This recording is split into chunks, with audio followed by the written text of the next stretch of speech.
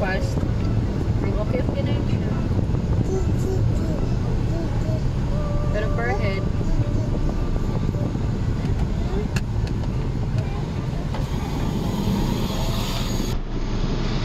Boss, hapon. Parang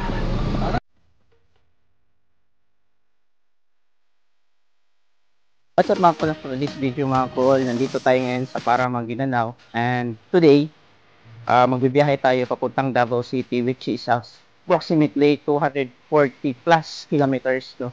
Gamit yung unit natin from Dudong Lagan Surplus TV. So ngayon mga kol, before tayo magbiyahe mga kol, bibigyan ko kayo ng tip, no, para paano prepare yung unit natin pag sa mga mahabang biyahe. This is a basic tip, no, para sa lahat ng mga may unit dyan, sa mga baguhan dyan. Malaman niyo kung ano yung dapat nating i-prepare sa unit natin para iwas tayo aberya sa daan. So, sa mga ano mga call, alam naman natin na surplus yung unit natin, no? Sa lahat ng mga sasakyan, kahit commercial pa yan, dapat talagang i-prepare yung mga bagay na dapat natin i-prepare, i-check bago tayo magbiyahe, no?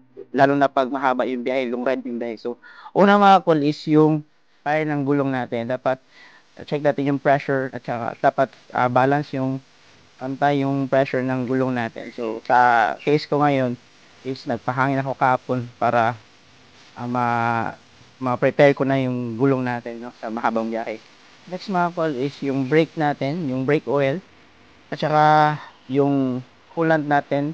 Dapat check natin yung level ng coolant natin kung nasa tama pa bang kailangan ba siyang lagyan or bumaba ba yung level ng coolant natin. Next mga call is yung napaka-importante din is yung tubig ng windshield natin, no. Ayun, isa din is importante pag nabibiyahe tayo para kung may mga ano sa windshield natin, pwede natin ma-spray ng ano natin, tubig sa windshield natin. So next is napaka-importante mga call, oil ng sasakyan natin. So, dapat nas tamang level din yung oil ng sasakyan natin. So sa atin ito, sa unit natin nasa 3,000 kilometer pa naman yung takbo ng sasakyan natin. So medyo okay pa yung oil natin at saka na-check natin kanina. And lastly mga call is dapat pag mga long ride biyahe is naka-andar or naka-preheat na kayo sa engine niyo para kondisyon yung sasakyan niyo papuntang malalayong lugar, no. Huwag niyo hayaan na mag-travel kayo na hindi niyo ipi-preheat yung sasakyan niyo kasi um, para iwas sa mga trouble sa daan. At saka it's a good thing din kasi para ma-maintain yung temperature ng sasakyan natin.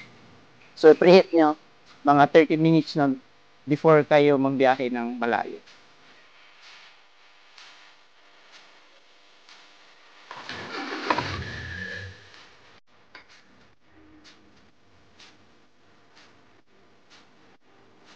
Mamaya mga call, magpuputang tayo para tingnan din natin yung um, consumption natin from para Maguindanao to Davao City sa gamit yung scanner natin na nabili na din sa Shopee.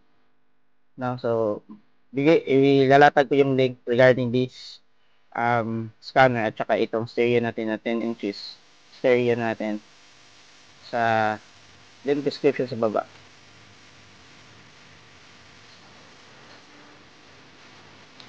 So ito yung ano natin mga call. Karga natin ang full pack tayo sa likod tapos dyan sa gitna is tatlo yung pasayro natin sa gitna. So yun. So bali lima lahat yung pasayro natin ngayon. Lima yung driver.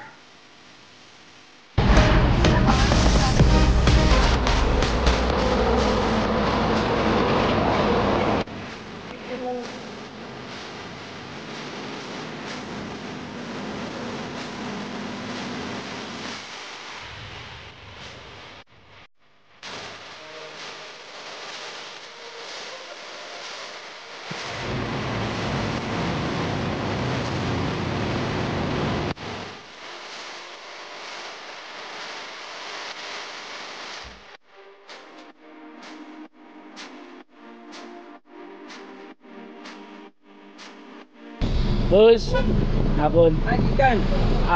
Parang Parang, patulong. Davao City. Kadabaw. Mount Tauban. That's cool. Yung mga roll down. First Okay. station. Yeah.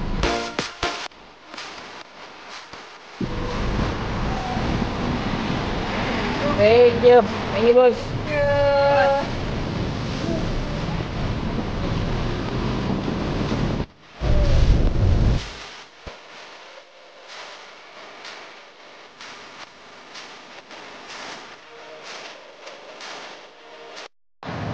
What's up mga call, no?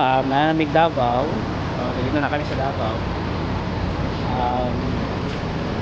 Asawa ng Diyos, wala tayong aberya ngayon. Wala naman talaga, so wala talaga aberya, no? Sa mga biyahe ko na long distance, long mountain namin, walang aberya. Full tank, boss? Unleaded. So hindi kayo maniniwala mga call na yung biyahe natin ngayon, actually nag-stop kami doon sa sa may Santa Cruz para mag-lunch, tapos from Santa Cruz to Davao naka-AC tayo, naka-aircon tayo. Hindi ka maniniwala mga call kung gaano ka-effective yung scanner natin, kasi 1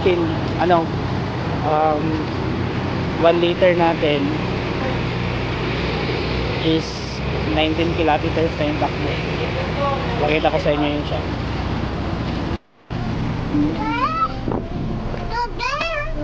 Bigat siya sa. So ngayon nagpatubel tayo, full tank na kasi uwi pa tayo ng Cagayan de Oro bukas.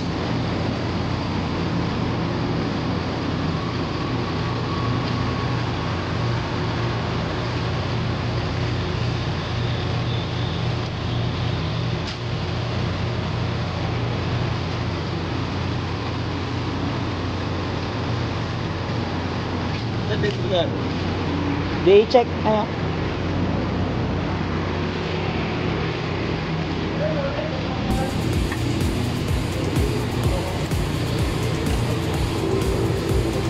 so full tank tayo ngayon, 29 liters unleaded.